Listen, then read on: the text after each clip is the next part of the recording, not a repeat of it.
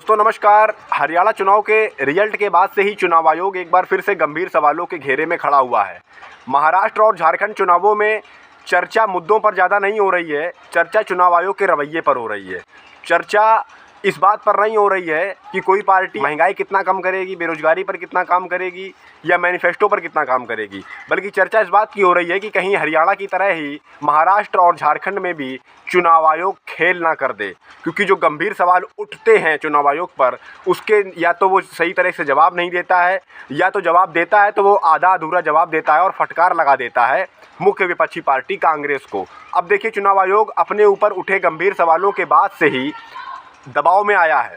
जी हाँ, सही सुन रहे हैं आप। चुनाव आयोग ने महाराष्ट्र की डीजीपी रश्मि शुक्ला को हटाने का आदेश जारी कर दिया है, जबकि इससे पहले चुनाव आयोग ने कहा था कि हमारे पास उनको हटाने का कोई अधिकार नहीं है। तो अब ये उल्टा सवाल चुनाव आयोग पर ही उठेगा कि जब आपके पास कोई अधिकार नहीं था तो आपने झारखंड के डीजीपी को कैसे हटा दिया, और अब आप महाराष्ट्र के डीजीपी को आपने कैसे हटा दिया। अब कौन सी शक्ति ने आपको वो अधिकार दे दिया है। ये सवाल अब चुनाव आयोग पर उठेगा कि किस तरह से चुनाव आयोग अपने ही जाल में जो है वो फंस गया है। जो उसने जाल बुना था, किस तरह से अपने ही जाल में फंसता हुआ दोस्तों यहाँ नज़र आ रहा है। वहीं दूसरी ओर असम के मुख्यमंत्री हिमंता बिस्वा शर्मा जो हैं, एक जहरीला भाषण देते हैं मुसलमानों के खिलाफ, लेकिन चुनाव आयोग ना उस पर स्वतः संज्ञान लेता है। और जब इस मामले में इंडिया गठबंधन चुनाव आयोग में शिकायत दर्ज करता है तो चुनाव आयोग इस मामले में कोई कार्रवाई, अभी तक जब हम इस वीडियो को रिकॉर्ड कर रहे हैं, अभी तक उसने कोई कार्रवाई नहीं की है। हालांकि इंडिया गठबंधन ने मांग की थी कि यदि 24 घंटे में आपने कार्रवाई ना की तो हम अदालत का भी रुख करेंगे। अब देखना दिलचस्प होगा कि इंडिया गठबंधन क्या अदालत का रुख करेगा।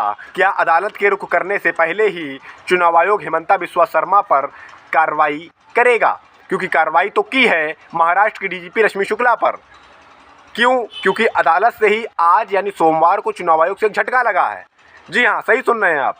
महाराष्ट्र बॉम्बे हाईकोर्ट ने चुनाव आयोग से उन सभी उम्मीदवारों की सूची मांगी है जिनके नाम 30 अक्टूबर को सुबह 11 बजे के बाद पर्चा दाखिल करने की वजह से रद्द कर दिए गए थे। मामला क्या है दोस्तों कि चुनाव आयोग ने एक डेडलाइन घोषित की थी कि 30 अक्टूबर सुबह 11 बजे तक जिन उम्मीदवारों का नामांकन पत्र दाखिल होगा उनका नामांकन पत्र जो है वो खारिज कर दिया जाएगा, यानी वो चुनाव नहीं लड़ पाएंगे।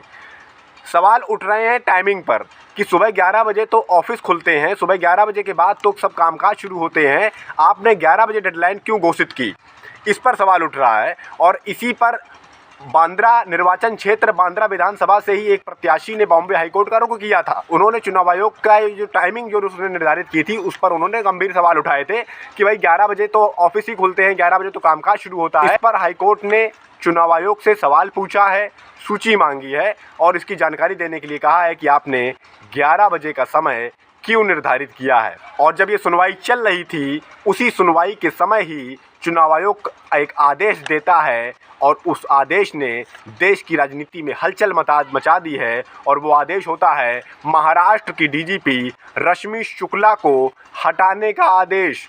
रश्मि शुक्ला पर इंडिया गठबंधन के नेताओं के फ़ोन टैपिंग का गंभीर आरोप लगा था। महाराष्ट्र के डिप्टी सीएम देवेंद्र फडणवीस को फ़ोन टैप करके पहुंचाने का गंभीर आरोप लगाया गया था दोस्तों, लेकिन इसके बावजूद चुनाव आयोग कोई कार्रवाई नहीं करता है और कह देता है कि हमारे पास अधिकार ही नहीं है कार्रवाई करने का। बताइए, शासन प्रशासन का नियंत्रण चुनाव आयोग के हाथ चला जाता है चुनाव आचार संहिता लगते ही, लेकिन चुनाव आयोग क्या कहता है कि हमारे पास कोई अधिकार ही नहीं है। अब आपके पास अधिकार कहाँ से आ गया, ये सवाल उठता है दोस्तों। तो इस तरह दोस्तों चुनाव आयोग जो है सवालों के घेरे में भी है, कटघरे में खड़ा हुआ है, दबाव में भी है और अपने ही जाल में फंसता हुआ भी नज़र आ रहा है दोस्तों।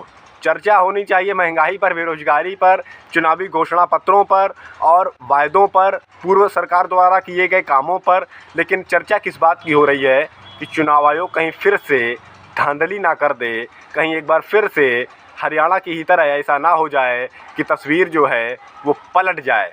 क्या कुछ होने वाला है ये तो आने वाला वक्त बताएगा, लेकिन चुनाव आयोग का जो रवैया है वो बहुत ही विवादास्पद है। धन्यवाद।